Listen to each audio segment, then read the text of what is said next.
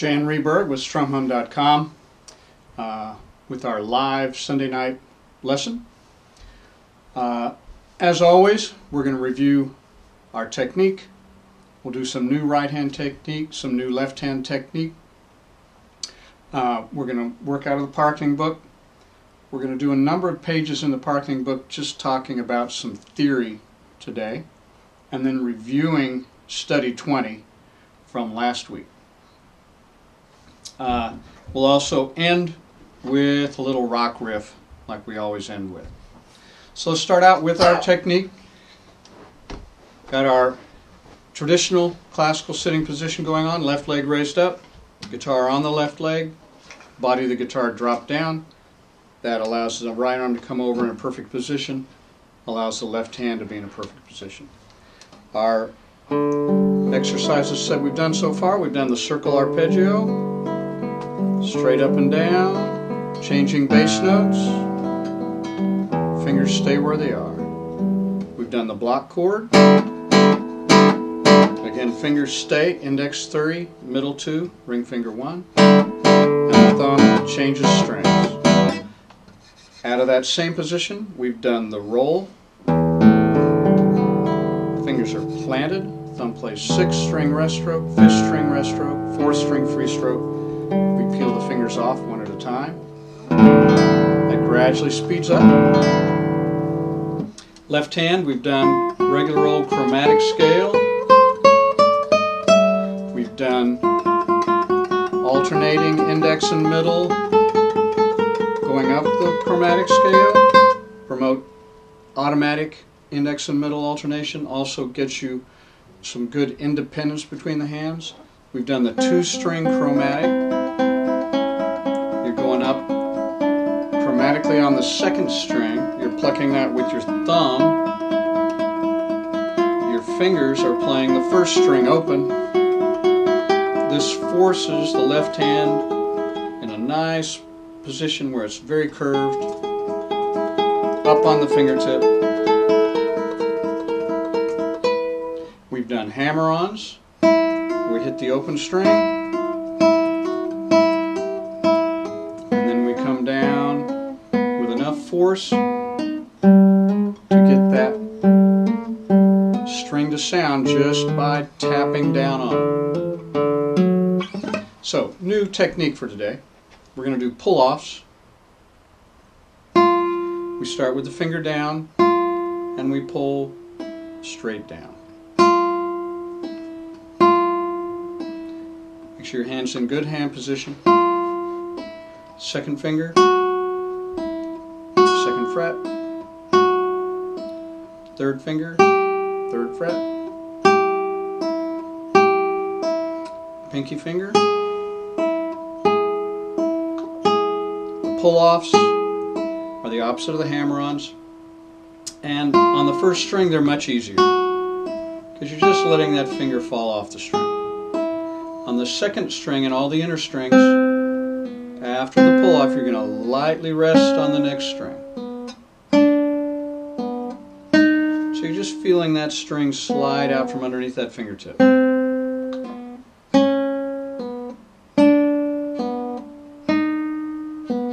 Most of the motion is happening on these last 2 joints. There's no hand helping out, there's no arm helping out.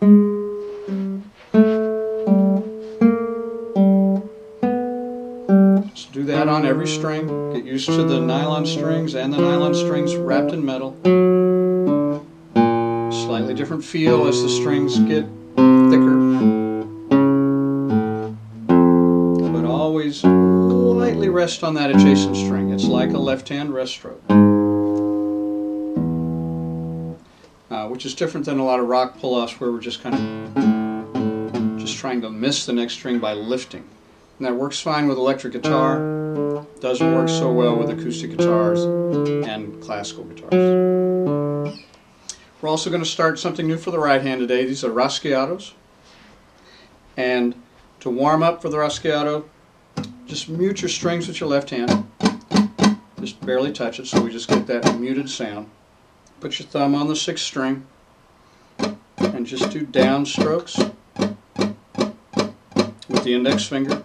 Real light, Keep everything very, very relaxed. You're only trying to hit the top 3 or 4 strings. Middle finger, ring finger,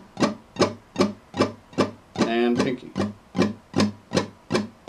Now we're going to come back the other way.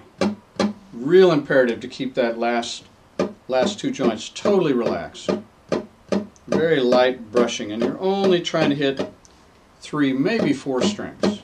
You're not trying to drag across all of them. Just a light brushing on the top 3 or 4. Middle finger,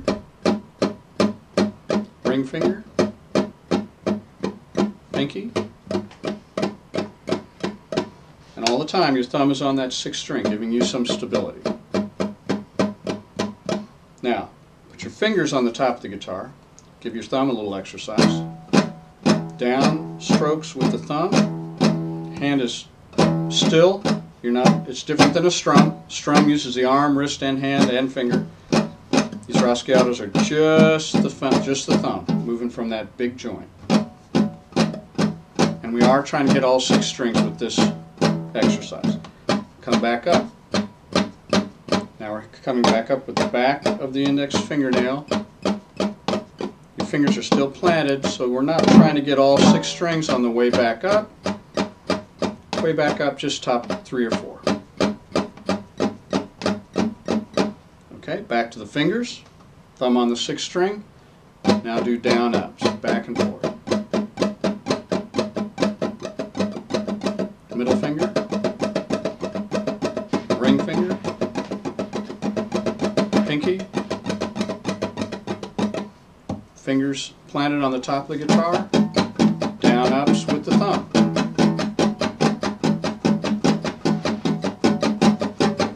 Okay, now we're going to do a number of different rasgueado patterns. We'll just do one today. Thumb back on the 6th string, fingers up into a loose fist. Now we're going to come down 1 finger at a time, starting with pinky. Pinky, ring, middle, index. Pinky, ring, middle, index. Now some of the pitfalls with this are you want every finger to go down as each finger goes down. You don't want that. That happens with a lot of hands because of an independence problem. So leave your fingers up, 1 finger at a time. If you have to, you can put your fingers into the palm of your hand, hold the fingertip there until it's time to come down. You can also flick them off the thumb if you're having a real hard time coming down 1 at a time. Obviously it's these 2 guys that are the big problems. When pinky comes down, ring finger wants to go with it. When ring finger goes down, middle finger wants to go with it. So try and be real careful. 1 finger coming down at a time. This is a 4-stroke rasgueado. 1, 2, 3, 4, and then you reset and you start again. 1, 2, 3, 4. 1, 2, 3, 4. Eventually, you reset before that last finger comes down. See how my fingers come back up right before index finger downstrokes. That allows you to speed up and get a little bit of a rolling rasgueado. But don't worry about speed, that's just going to mess you up, make you play sloppy. Nice and slow. This is really good for the independence of the right hand. Okay, so new technique, pull-offs for the left hand, rasgueado, 4-stroke rasgueado with the right, plus the warm-ups, just using individual fingers, going down and up. Okay, let's look at the parketing book. Last week we did study 20, which corresponds with my classes at TCC in Richland. We will review that just a little bit. But before that, let's talk about the previous pages and some of the theory. On page 36, it talks about arpeggios. We've been doing arpeggios since the first class. Arpeggios are any time you play 1 string after another, only 1 note per string, whether you're playing a chord. And there's all kinds of different arpeggios, but we have done the circle pattern and we've done the roll. Right below that, it talks about planting. Planting is when at the beginning of an arpeggio you put everybody down and then you just peel them off. We've been doing that with the roll. When you want to do a very fast ascending arpeggio, planting is the way to go. You can't play it any faster. When you've got a repetitive 2 or 3 note drone, like in Leander, this is all planting. When the thumb gets ready to play its note, these two guys are down. And then you just let go of them. So you're not plucking fast, you're basically just letting go fast.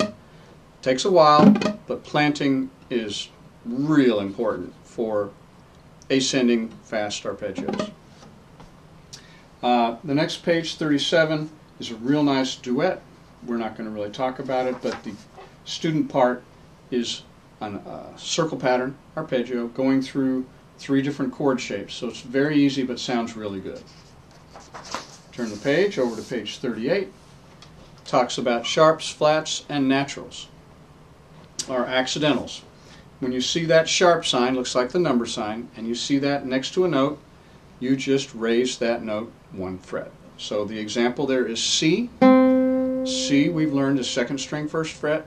C sharp is 2nd fret. If you had an F, 1st string 1st fret, F sharp, 2nd fret, and so on. The flat is the opposite of that. The flat sign is that little squished up looking B. When you see a flat by a note, you lower it or you go to the left 1 fret. So D, 2nd string 3rd fret, D flat, 2nd fret. So C sharp, D flat, same note. The reason for that is our system of key signatures. We'll talk about that in a more advanced theory class. G, G flat, 2nd fret, same as F sharp. And if you've ever played around on a piano, you can see those black keys. It's the same thing. The black keys are in between the white keys, so the white key can go up to an F sharp or down to a G flat.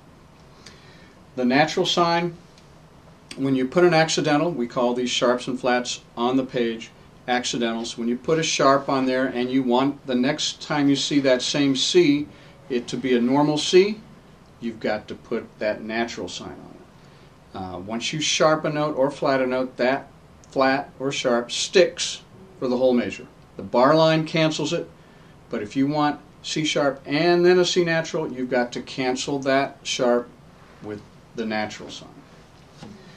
Alright, the next thing on there is Prelude in G major. It's also a nice little piece that demonstrates these sharps and flats. Turn the page.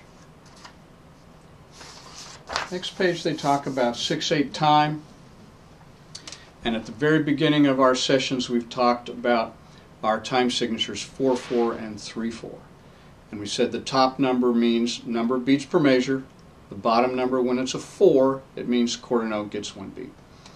When we change that bottom number, everything changes. So it's like going to a whole new different universe of counting. So in 6/8 time, top number 6 still means 6 beats to the measure. Bottom number 8 means that basic note that we're counting for 1 beat is changed to an 8th note. Instead of a quarter note getting 1 beat, the 8th note gets 1 beat. So if you look at these examples, you can see 1, 2, 3, 4, 5, 6. Every one of those counts has got an 8th note above it. Now the nice thing about it is the relationship of the notes stays the same. So a quarter note in 4/4 time was twice as long as an 8th note. Quarter note is still twice as long as the 8th note. So if the 8th note gets 1 beat, twice as long would be 2 beats, and that's what the quarter note gets. So the relationship of the notes still stays the same, but you have to think 8th notes. I'm going to play through this study 19 and count. We're not going to do it in detail, but you can kind of hear it. So 1, 2, 3, 4, 5, 6. 1, 2, 3, 4, 5, 6. 1, 2, 3, 4, 5, 6. 1, 2, 3, 4, 5, 6. 1, 2, 3, 4. Chord changes to D minor. 4,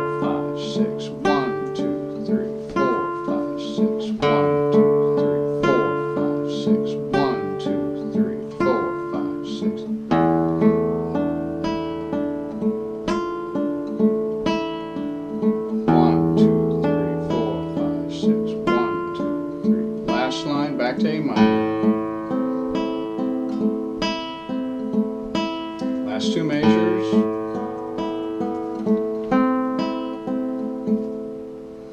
So that's what 6/8 sounds like. The counting of it can be a little confusing, but you see it enough. It's worth playing around with. All right, the next page he talks about memorization. Read that page. The only thing I would add to that is singing. I think the absolute most important thing to really securing a song in your mind is singing it. And you don't have to sing solfege. If you know solfege, go ahead and do it. You can sing note names, you can sing note numbers, you can sing la la la. You don't have to sing any particular syllable at all, but getting your voice wrapped around whatever you're singing speeds up the memorization process, super secures it in your mind, so you can practice any time of the day mentally. You can just sit there and think through the song. So add singing to that, what he's written there about memorization. Okay, turn the page. And this brings us to our study 20 on page 42. Let's just do a quick review of our D string. We've got open D, sits right below the staff. E, second fret, sits on that bottom line of the staff. F, third fret, sits in the bottom space. Again, when we have new notes to learn, you improvise around any way you want to until that left hand gets the muscle memory of where those frets are. Then you add the right hand alternating. Anything you want to play just to get the independence of the two hands going. Put some slurs in there. Alright, so improvise your way onto those three notes. Then last week we talked about study 20. Let's just briefly go over this again. It's another drone piece.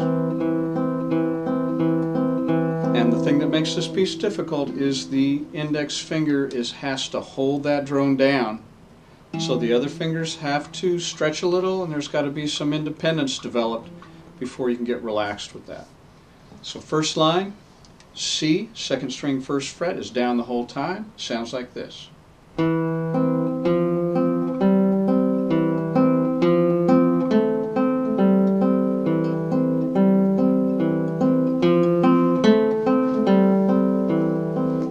Last two notes are quarter notes.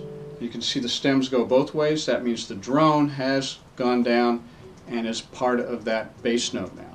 Both lines, both voices are on one note. So no drone between those last two. Second line sounds the same, except for the last measure.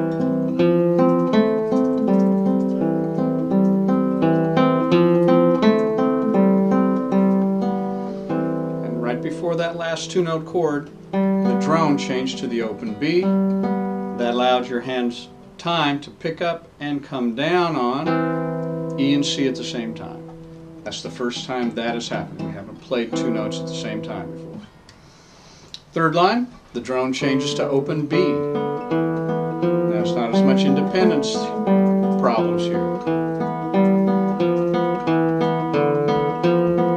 Last note. Again, no drone after that last note. Let it ring for a full half beat, full half note, 2 beats. Last line, just like the first two.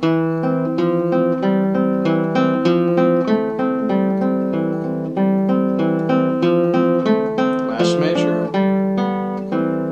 And that last measure is tough. Goes to F and the D, then open strings, G, B, then E and C, just like the end of the second line. Alright, now just a few tips, a few practice tips on this. Anytime you figure out where the where the most difficult parts are, you work those first. So the last measure of the piece is what you practice the most. Over and over again. And again, you can do the tapping exercise like we worked last week, taking both shapes, tapping individual fingers, tapping them at the same time, moving that shape around the neck.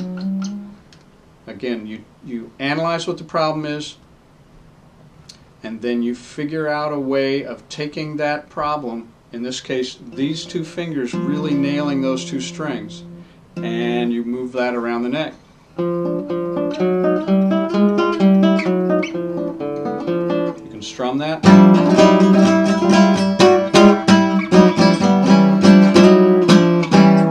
Take any pattern like that, improvise on it, put some interesting rhythm on it, put some interesting syncopation on it, and it's just like writing a rock song. You can take this little shape,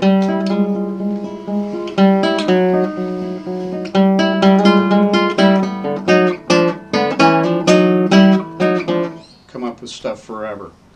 That's the beauty of the guitar. You can practice these classical problems in an improvisatory style or in a rock style and just have a lot of fun practicing. Okay, so that's our classical stuff for the day. Try and work on study 20 the most. The previous pages, that's good theory, but study 20 will give you more drill on that fourth string and a nice sounding piece afterwards. So let's do our rock riff for the day. Our rock riff for the day is Secret Agent Man. And on this one, it's a two-string riff, just like Mission Impossible was. And on this two-string riff, we play second string and first string back and forth. Thumb on the second, fingers on the first.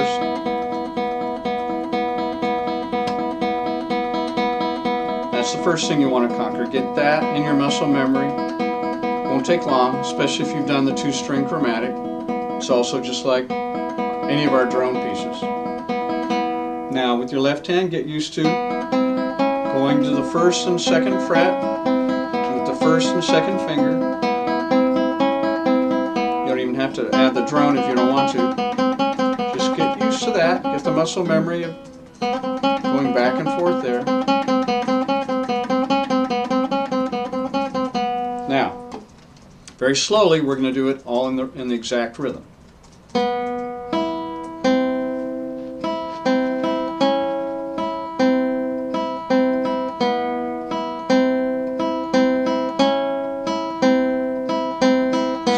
Play two strings in a row. It's always going back and forth, but there's a slight change in the rhythm. Let's do this with just the two fingers plucking at the same time. You can see how this is a rip-off of James Bond. So it's open, 1, 2, 1. First string stays open the whole time. We're just moving on the second string.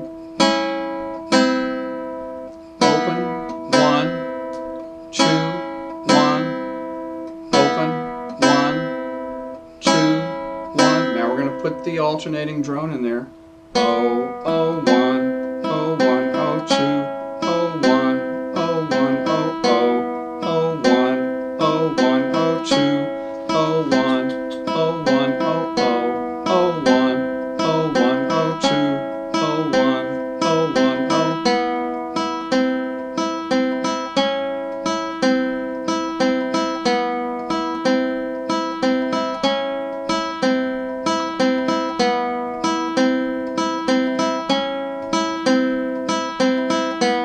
Again, you can see how the rhythm of the riff is much more important than anything else. And usually the key component of the rhythm that makes it interesting in a popular style is the syncopation. There's always a note that happens on the upbeat. Of all our riffs, the only riff that didn't have an accented note on the upbeat was Peter Gunn. And that is just constant driving rhythm, and that's why that riff works. But all these others,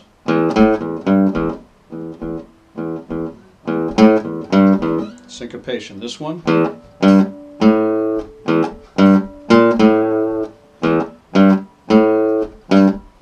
really important notes happening on the upbeat. Mission Impossible.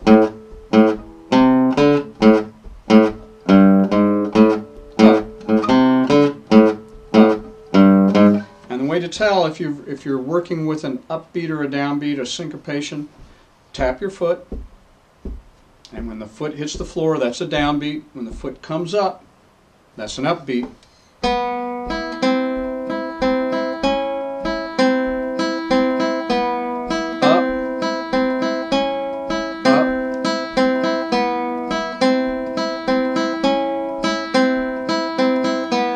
So when you're improvising on these riffs and making up your own patterns, play around with syncopation. Play around with accenting an upbeat. It's really the key to creating music that has that popular feel, that has that dance feel, that thing that makes people want to move. When you hear that syncopation, a lot of times it pushes you forward.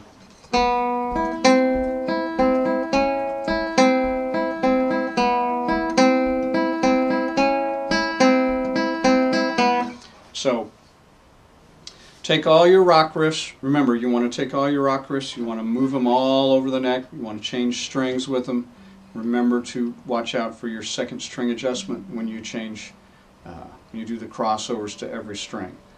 But experiment with those rock riffs. Learn them in their standard place and then move them around. Move them around on the same string, move them around on different strings, and then change them all together.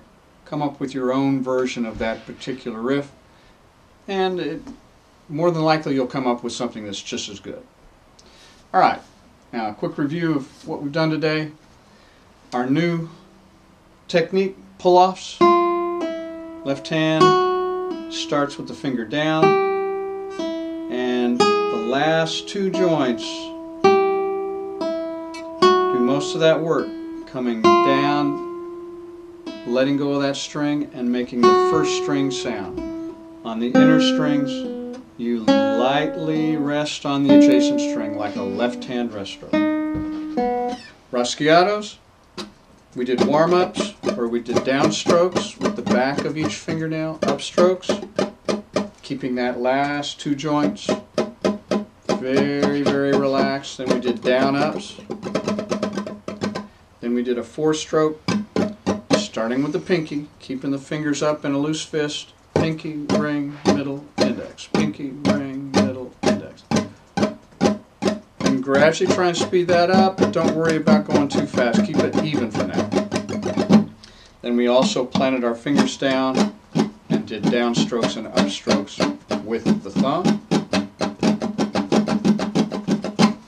Then in the parketing book, we reviewed some of the techniques, circle pattern, arpeggio, planting. We learned about sharps, flats, and naturals. We learned about 6/8 time. And then keep drilling, study 20. Alright, so if there's no questions, remember you can chat in those questions, and we can talk about anything you want to talk about.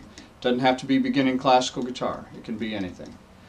Alright, so we'll see you next Sunday at 5:30. Thanks a lot.